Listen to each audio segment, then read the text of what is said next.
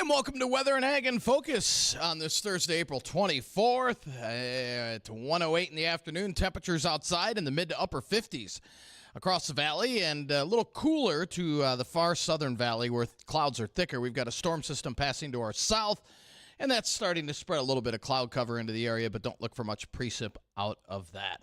I'm Chief Meteorologist Dean Wysocki, along with our Ag Director, Bridgette Readel. Happy Thursday, Bridgette. The weekend is almost here, and the weather looks really nice for this upcoming weekend. A great thing. I'm sure, there's going to be a lot of planting as we head into this weekend with the warmer temperatures and Mother Nature finally starting to cooperate a little bit. I think she might be until it rains again. And frankly, I heard an old wives' tale. Let's see if this proves true. That said, if you get rain on Easter, you will have rain the next 7 Sundays.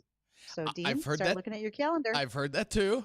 So we did. I was out of town here on Easter. Did we? I didn't even double check, but we did get rain, I believe.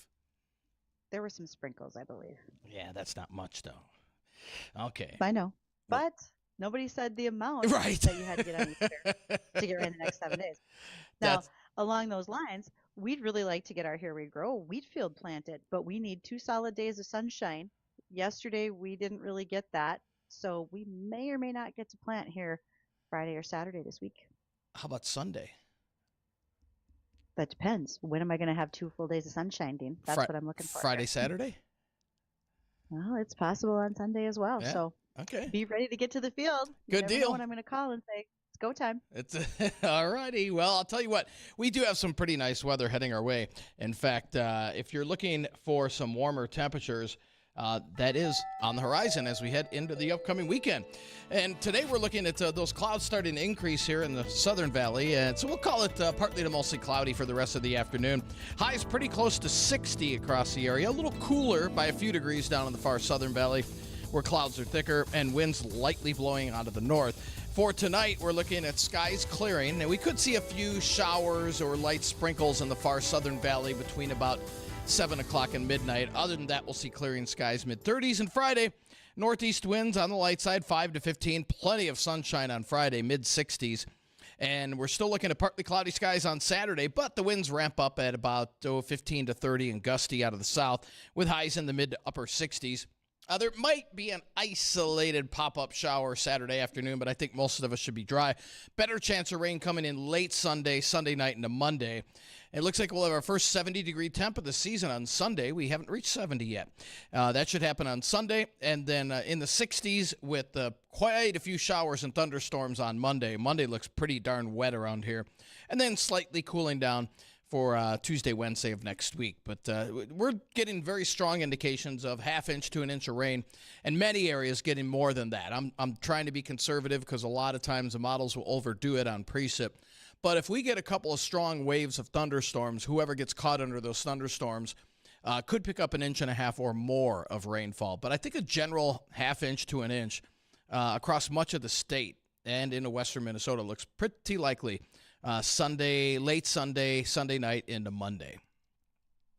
And it's going to be interesting to watch. In fact, I was on the phone with a farmer in south central North Dakota today, and as we were talking, he said, we got a ½ inch of rain on Monday night down here. And I'm just about getting stuck right now in one of my fields. So that tells you that there are places with decent moisture already. They just want to get a crop in the ground. That's the goal, right? Let's get everything planted as soon as we can. Right. And there's some areas that desperately need the rain. So, yeah, it is. And that's typical of spring. You get these hit and miss pop-up showers or pop-up storms that could rain over your particular area and, like you said, dump about a ½ inch, while areas 15 miles down the road don't have anything. So now there's a secondary forecast we need from you, because in the last 2 days with sunspots, we've been experiencing problems not only with cellular phones, but certainly with planters. I've had a number of folks say they've had to readjust or maybe shut down for a short while before they could run again. So if you can start doing a sunspot or sunstorm forecast for us, we'd really like that, Dean, because farmers got to know when they have to plan around that too.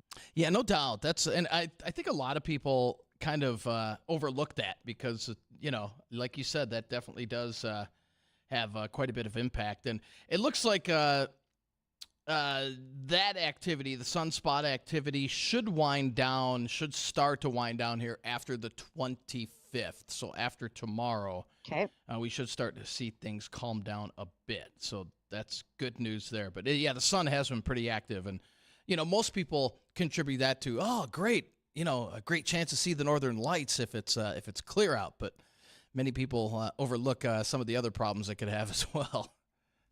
Exactly. And if we're going to have northern lights, well, I'm going to need you. I need a weather forecast.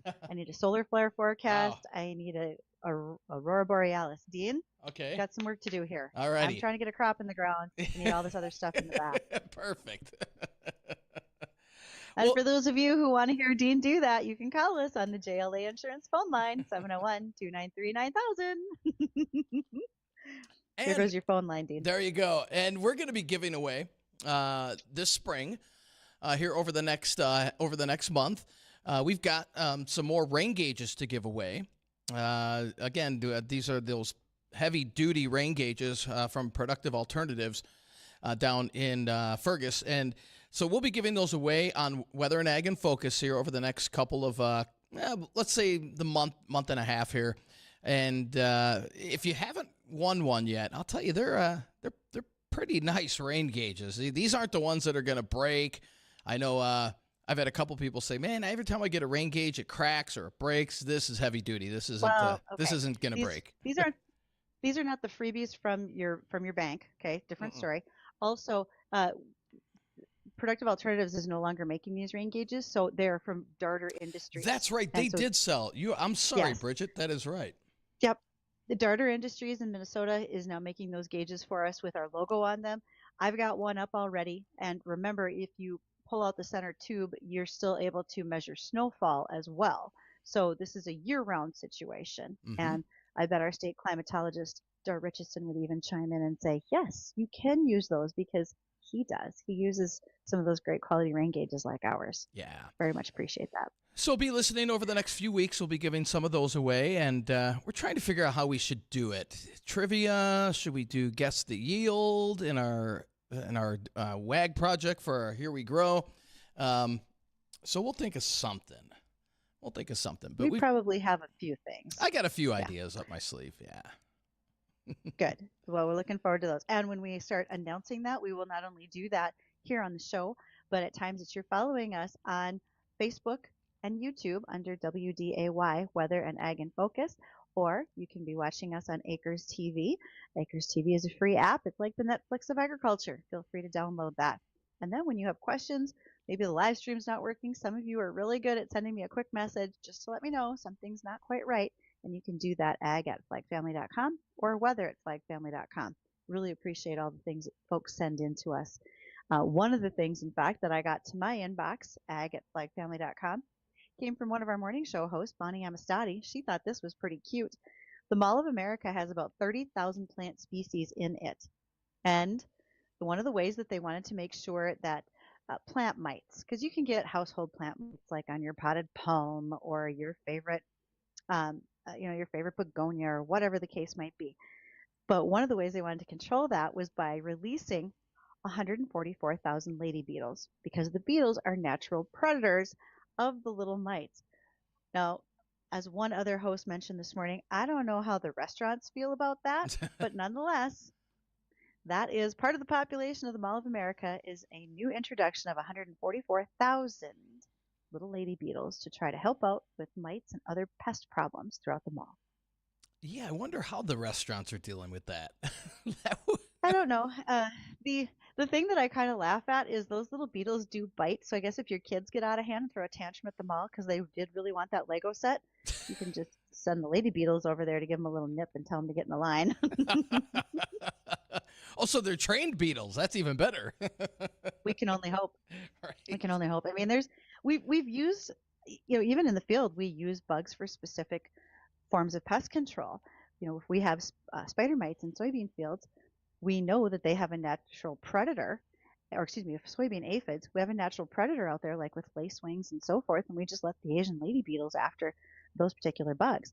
In pasture, leafy spurge can be controlled by using particular beetles as well that can eat the spurge. So Natural selection with insects is not uncommon. Usually it's just not indoors. But here we are now at the Mall of America doing it. Never know what new thing will happen. No doubt. No doubt. Well, we've got a special guest coming up today, Bridgette. Who's our guest for today? Excellent. We are going to be visiting with Lynn McKay, and she has an Instagram account for her sheep called Ewetopia Farms. And remember, Ewe, because that's a female sheep. That's how you find Ewetopia Farms. And she has sent us some really great video pictures that we're going to share of what they look like and what's going on and just how this whole thing started. And really the production of sheep. Not that many people know the background when it comes to taking care of sheep and some of the things that happen. Sometimes we just make fun of sheep because they always seem a little, well, they're a little fragile. But we'll find out all the background and more when we return after the markets with the American Ag Network.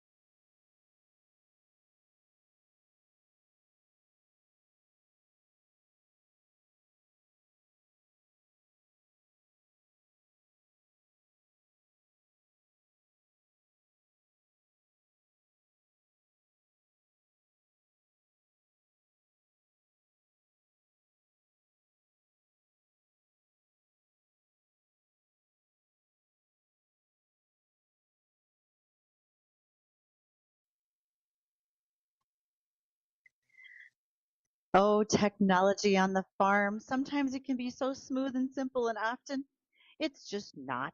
In fact, with all of these solar flares going on lately. Many of you have found that rather confounding. Well, he can't quite fix the solar flares, but Chris Sherman over at Tech Support Farm can make things so much smoother running for you, for your equipment, and for what's going on in your farm office. So check it out, techsupportfarm.com. Chris would be happy to visit with you about what you might need for your farm. Speaking of farms, we get an opportunity to take a little trip today to talk about sheep. And I found this account on Instagram through some mutual friends. It looks wonderful. Ewetopia Farms, Lynn McKay is joining us. And Lynn, where are you and what's going on today? I'm in Ontario, Canada, on the farm, and it's one of those days that sounds like kind of yours right now with the sun, the rain, the cold, the wind. It doesn't know what it wants to do. We can't get on the fields. Yeah, it's just been craziness, but that's farming, right? Right. So tell us about your farm. I mean, the sheep, first of all, stand out right away, but what else is the background about it? How'd you get into the sheep production, etc.? Um, well, originally I was a city girl, and in my previous marriage, we got involved with border collies. And my husband wanted to start training border collies to herd sheep. So he kept going out to the country to a farm and he was having sheep herding lessons with the dogs. And finally, it got to the point where he decided that maybe it would be a lot easier if we got our own sheep and made a little extra income and bought a little hobby farm type thing. So we always say that we got into sheep originally because of the dogs. And from there, we got into sheep. We thought it would give us a little bit of an extra income as well, just doing it as a hobby and getting some meat money from the sheep. But very Mm-hmm. quickly, after having the sheep for just a few months, I began to realize that sheep weren't what I thought they would be. Um, I'm a real animal lover, and unbeknownst to me, sheep behave just like dogs. When they would come when you called them, you pet them, they'd wag their tail, and we thought, oh my God, how are we going to do this? Like, I can't send these to market now for meat because now I'm attached to them. So we had to change our game plan. So as you can see in the picture there, our sheep are like that. We have about 350 breeding ewes right now and about 40 Wow. rams on the farm. And we just finished lambing, so we have about 600 lambs on the ground right now as well. So it's a busy operation. But to avoid the meat industry a bit, but still have jobs for our border collies and make extra money, we decided to get into breeding stock. So first Mm-hmm. husband disappeared. We're on to the second husband, Uh who oh. was a dairy farmer, and I he like that the husband he disappeared, wanted to. but the sheep and the collies stayed. I really thank you, Lynn. That's great. Well, won't go into that, right? So Right, right. onwards. It's okay. It's okay. Yes. So my current husband, he was a dairy farmer, and here in the part of Ontario we live, it's really hard to get hired help. All the farms are being bought up by city people, and the family farms basically dying. If you're not a factory farm, it's hard to run things anymore, and I'm pretty sure it's like that in the States too. Um, so I had the sheep. He thought they were kind of a strange, fragile thing, like you said before too, but that's not the Mm-hmm. truth. And Good. so we kind of chose a breed of sheep that was a really good meat producing sheep, fast growing, which is Suffolk sheep. And the goal to avoid the meat end of things, but still have a really popular breed of sheep that sells well, we decided to get into registered stock and sell them as replacement ewe lambs to other flocks or to breeding rams for other farmers to use on their commercial sheep for the specific purpose of adding meat to their lambs and getting them to market faster. And that is what a Suffolk sheep does. So, in that way, the majority of our sheep will go to other farms as breeders. So that makes me happy. So it doesn't break my heart sending them all away to market all the time. But we do have a lot of ram lambs too. You obviously can't sell all your rams.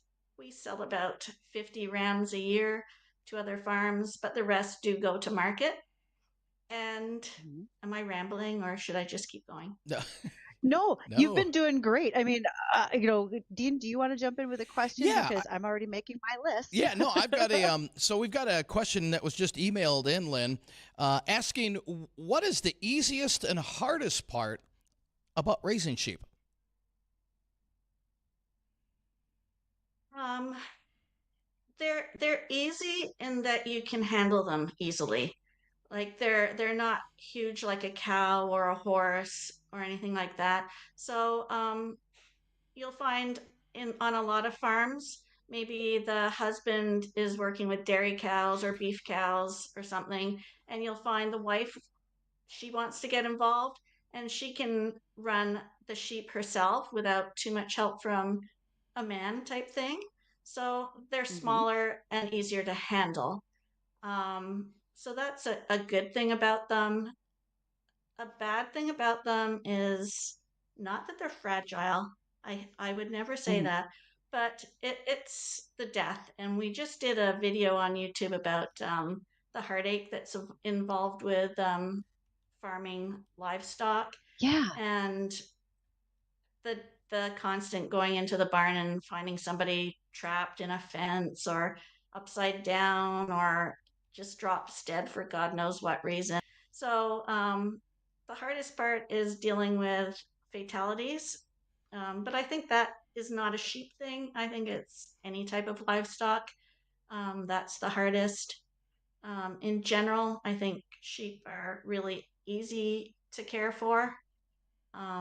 They might be a little more difficult than, say, dairy or beef cows in that they have multiple babies. So there's probably a lot more hands on happening with sheep during birthing time. We call it Hmm. lambing when they have lambs. Whereas a cow having just one baby, it's probably still good to be there in case she needs assistance, but with sheep, more so because sheep will average twin lambs, and it's not Hmm. uncommon to have triplets, and some breeds will take you way beyond that too. So there's a Oh, little more hands on, I think, with sheep at lambing time. Like this ewe here in the picture, she had quads there. wow. Okay, Lynn, I have a whole tremendous list of questions, and I'm sure more people do. You are all welcome to give us a call, 701-293-9000.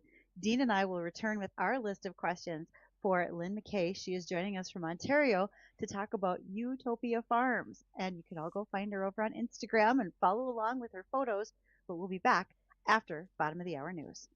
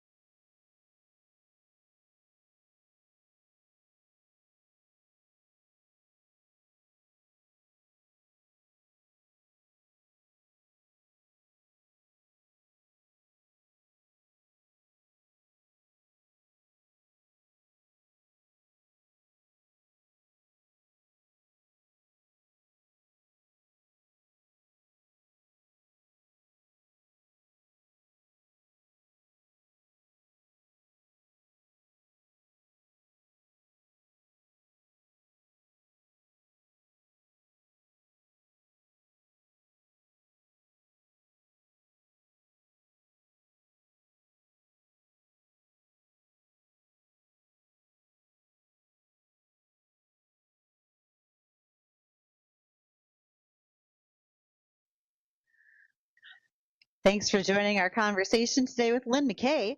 She is Ewetopia Farms out of Ontario. If you haven't followed her yet over on Instagram, I strongly suggest you do. And she'll give you options of where to follow and how to as we get through our interview today. But Dean, you had a question about some of the pictures that were coming up. I thought I'd let you ask.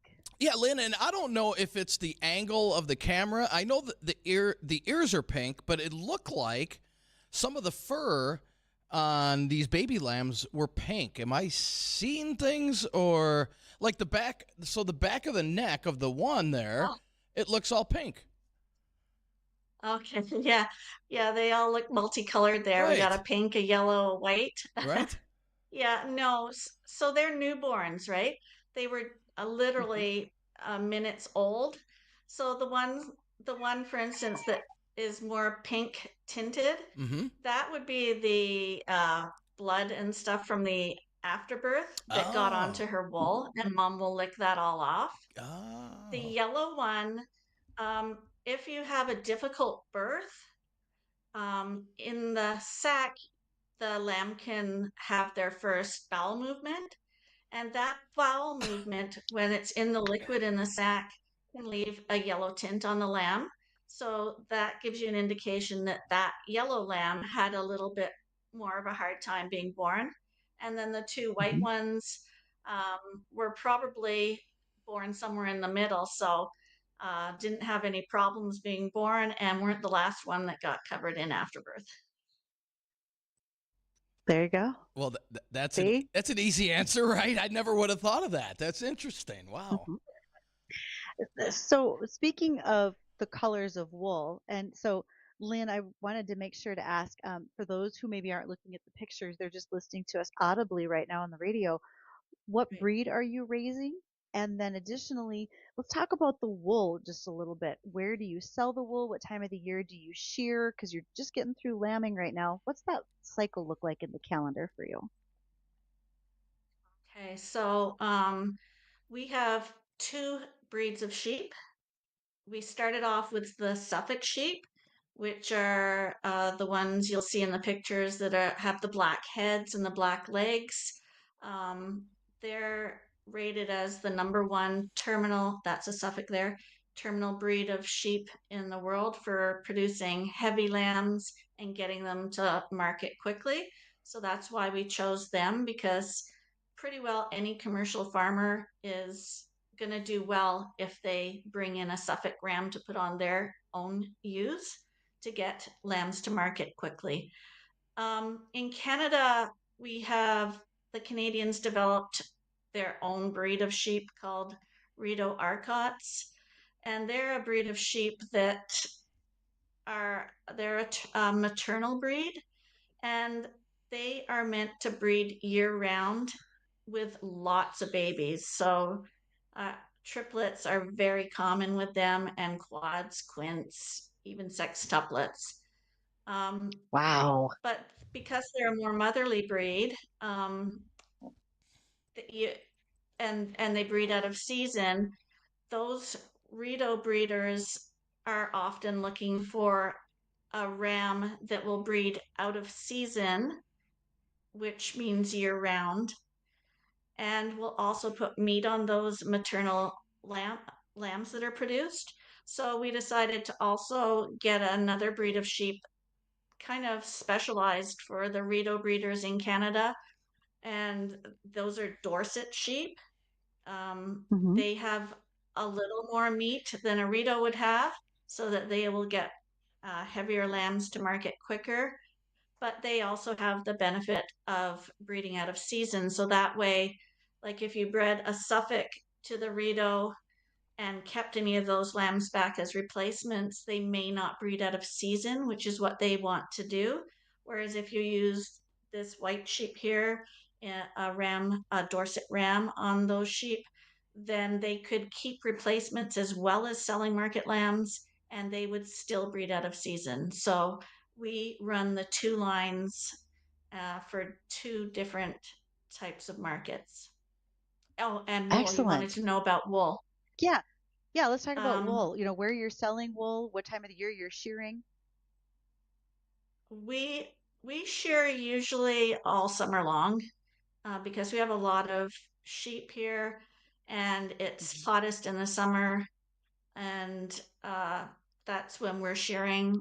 It's hard to get shears, so we it usually takes us all summer to get them done. We like to make sure that before we start breeding them in, say, end of August, early September, that they're all shorn off, and that way they're more pumped up to breed because they're not hot because they're carrying a lot of wool on them.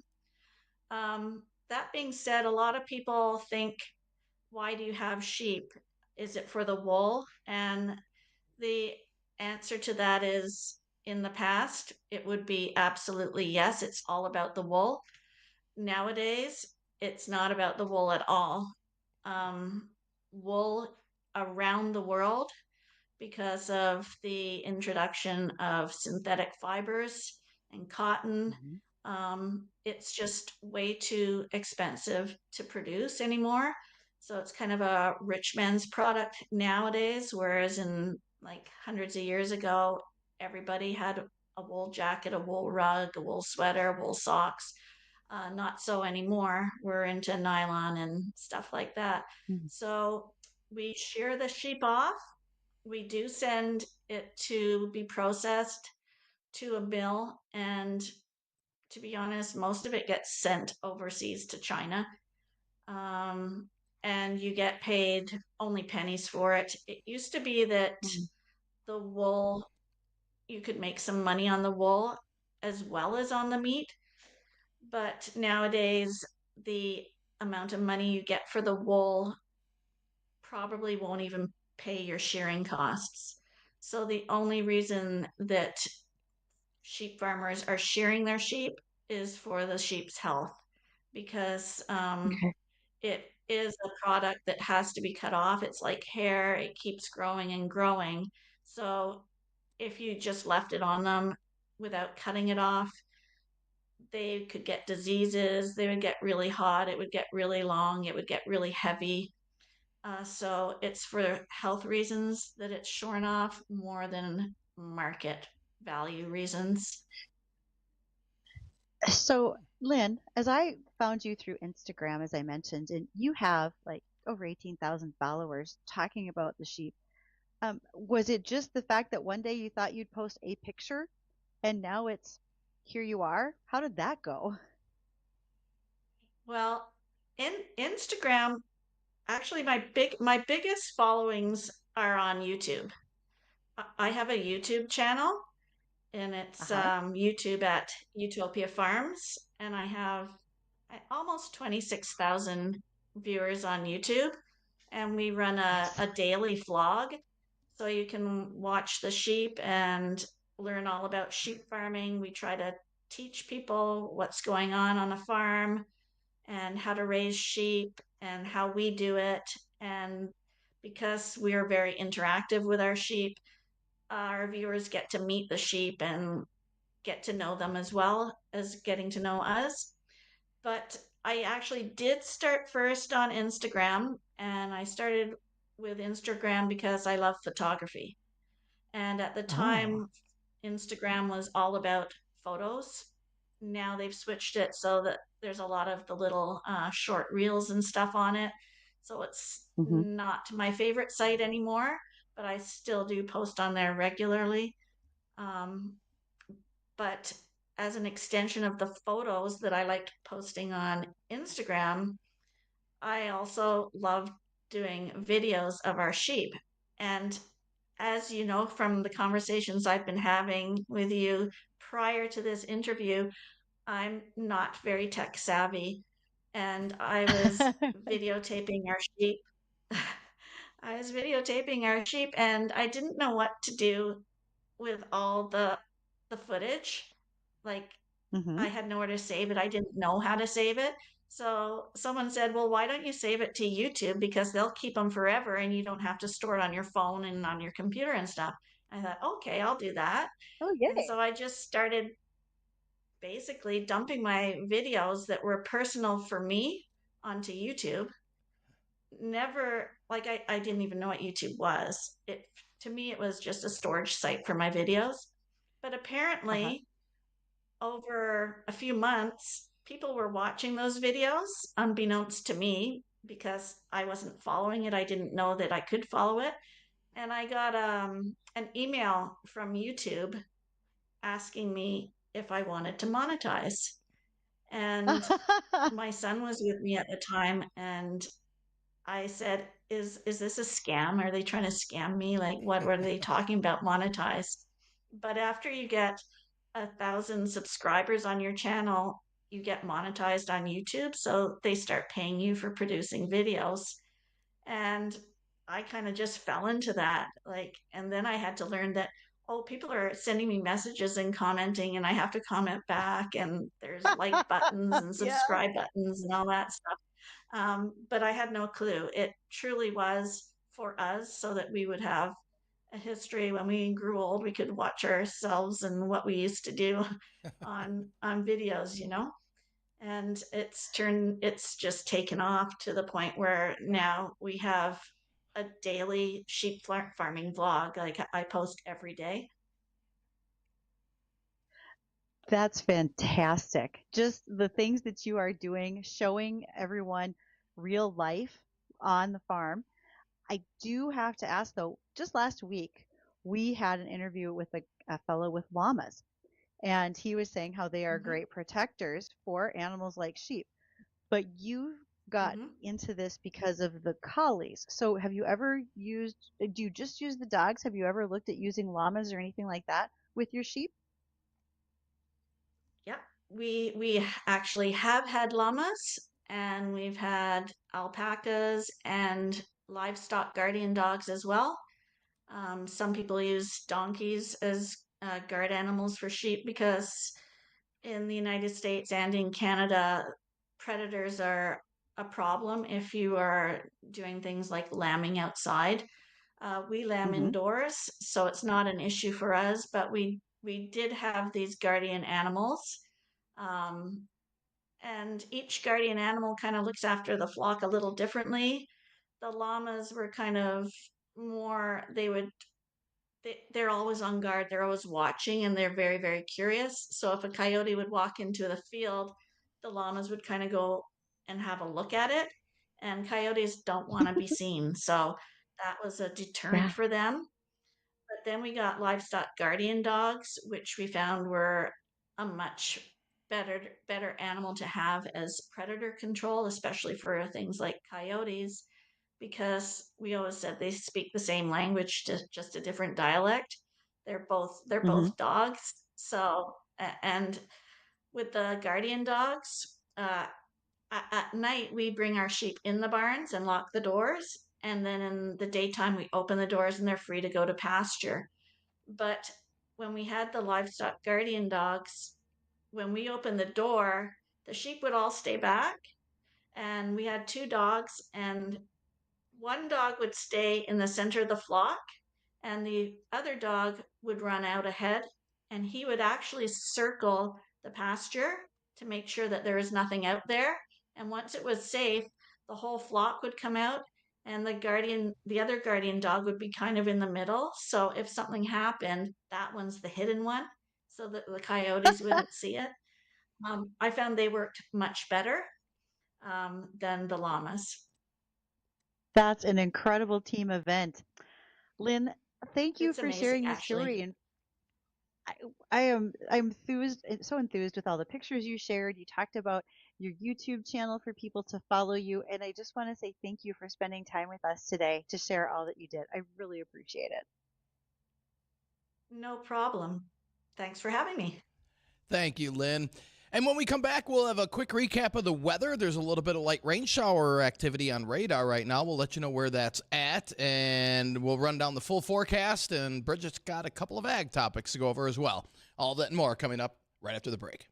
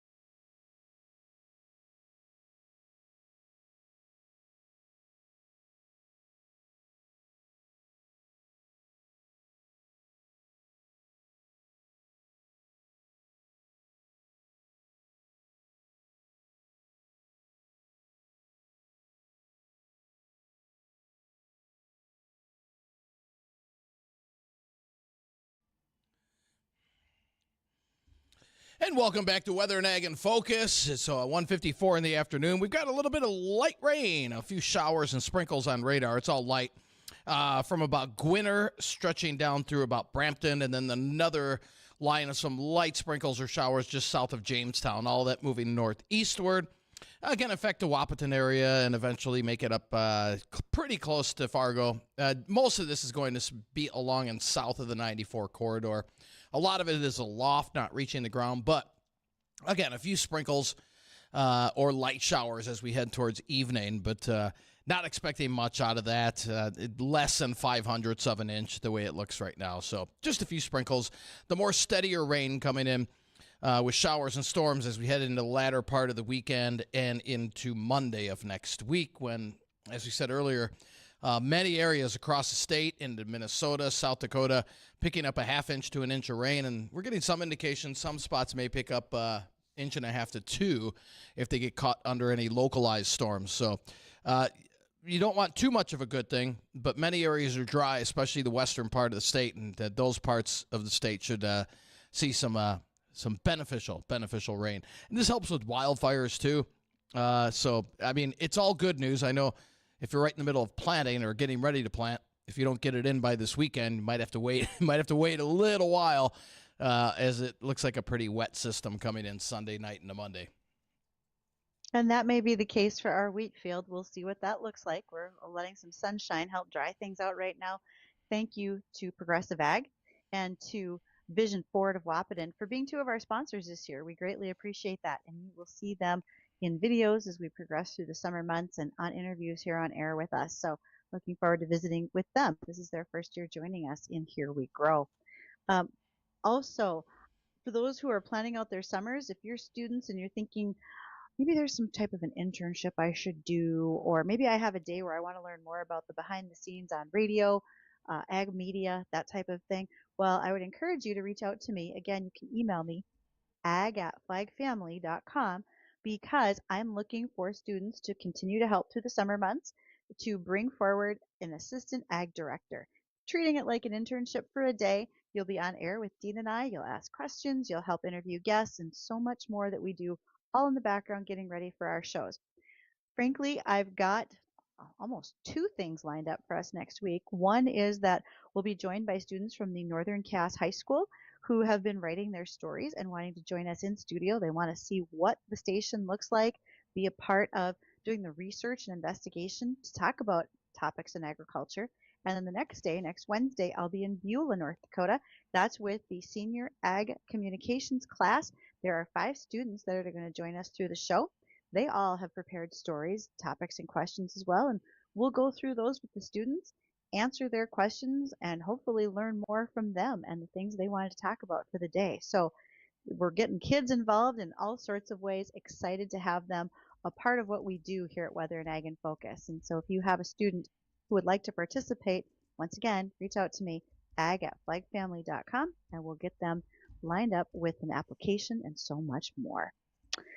All right. One thing to think about, though, as we are looking forward to summer, means longer days, means more egg production for those backyard chickens. Did you know most eggs, of course, we see are white and brown, but you can see other colors like yellows, pinks, blues, greens, etc. That happens because of the genetics of the bird.